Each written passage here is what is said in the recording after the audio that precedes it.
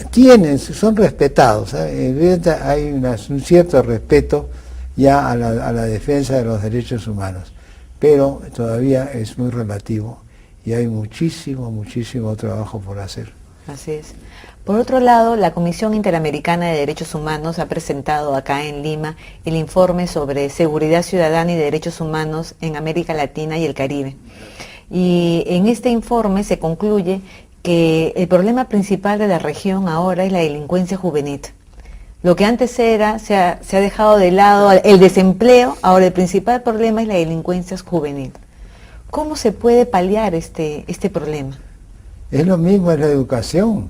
Es decir, eso habría, mucho se habla, yo soy católico naturalmente, pero no soy una persona así completamente obsesionada por mi religión, ¿no? Pero es en los colegios, por ejemplo en España, un país del que procedemos más o menos todos, hay ataques sistemáticos a la religión, ¿no? A la religión católica sobre todo, porque somos católicos. Pero sin embargo, en los colegios religiosos, donde hay la posibilidad de que se enseñe una moralización, esa misma moralización se debería ser obligatoria en los derechos laicos, ya no por razones de religión, porque son católicos o no son católicos o protestantes o lo que sea, ¿no? Sino esos principios no van a decir. Es decir, que la Carta de las Naciones, la Declaración de los Derechos Humanos, habría que vulgarizarla. Es decir, no sé, yo creo que es un trabajo que se podría encomendar a no sé, inclusive artistas, fíjese usted, artistas, pintores, esos dibujantes que hay, que en el Perú hay muchos de estos, ¿no? Que hagan dibujos, ¿no? En relación con la defensa de los derechos humanos, porque la defensa de los derechos humanos comprende la defensa de los derechos del hombre, de la mujer, de los niños, de los ancianos, de los miembros de las comunidades indígenas. Exacto, y la defensa de las comunidades indígenas, evidentemente todo eso, ¿no? De manera que hay mucho que hacer, hay mucho por hacer. Se necesitaría que no sé, que las autoridades en el país asumieran lo que son sus responsabilidades, se encargaran y se dedicaran a hacer cumplir sus obligaciones, que no es nada pues tan difícil, no es latín como decían antes, ¿no? Sería sencillo, ¿no? Si hubiera ¿cómo puede decir usted? Una educación, ¿no? Una educación en los colegios, por ejemplo, decirles que eduquen a los niños. Yo he sido educado en un colegio religioso, y bueno, aquí en Lima, ¿no? Y me acuerdo que había una clase muy antipática, ¿no? de educación civil, ¿no? Que había una constitución, para que servía la constitución. Eso lo he aprendido yo, imagínese, yo tengo 90 años, yo he aprendido cuando yo era chico, tendría pues en esa época 10 años, o sea, hace 80 años, ¿no? Que en el colegio me enseñaron, a mí también sería tal vez más allá, yo tendría 14 años, una cosa así, 15 años, cuando nos enseñaban, ¿no? Estas son sus obligaciones, es el no robar y todo ese tipo de cosas, que parece tan tonto, ¿no? Pero que es verdaderamente indispensable, ¿no? Que es la base, ¿no? La base, y a partir de esa base comenzar a desarrollar, en fin. Bueno, muchas gracias, doctor. Bueno, regresamos con el programa Tus Derechos después de la pausa. ¿Sabías que las Naciones Unidas es una organización internacional fundada en 1945 por 51 países que se comprometieron a mantener la paz y la seguridad internacionales, desarrollar relaciones amistosas entre las naciones y promover el progreso social, mejores niveles de vida y los derechos humanos?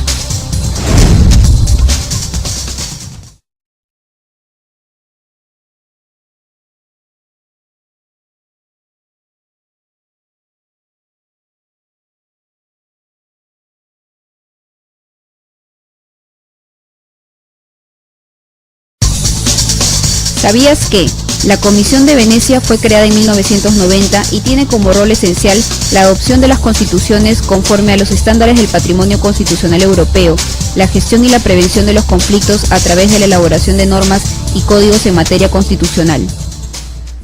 Continuando con el programa Tus Derechos, en esta oportunidad nos encontramos con el presidente de la Comisión de Venecia, el doctor Gianni Buchicchio. Bienvenido a nuestro programa. Muchas gracias, buenos días.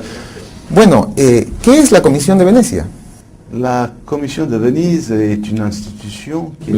Venecia es una institución que forma parte del Consejo de Europa. El Consejo de Europa es una de las más antiguas organizaciones europeas que ha sido creada en 49, después de la Segunda Guerra Mundial, y cuenta con 47 estados europeos, excepto Bielorrusia. ¿Algunos casos importantes, relevantes, donde la Comisión de Venecia ha intervenido? Es una buena pregunta. Eso me permite de precisar el papel de la Comisión. Es el papel de una asesoría jurídica a los países que lo piden. No podemos empezar a trabajar sobre un tema solos. Tenemos que tener una solicitud de un país. Entonces el gobierno de un país solicita a la Comisión la cooperación sobre las revisiones constitucionales, pero también sobre las leyes y otras cuestiones importantes en el ámbito legal.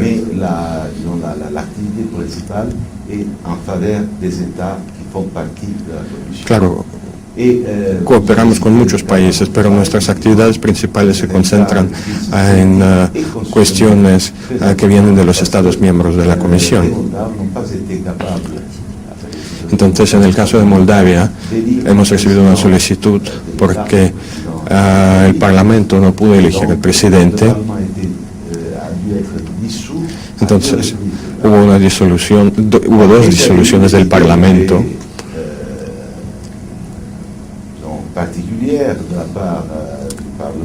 El Parlamento tuvo varias propuestas que el Parlamento quería utilizar formas no constitucionales para resolver esta crisis.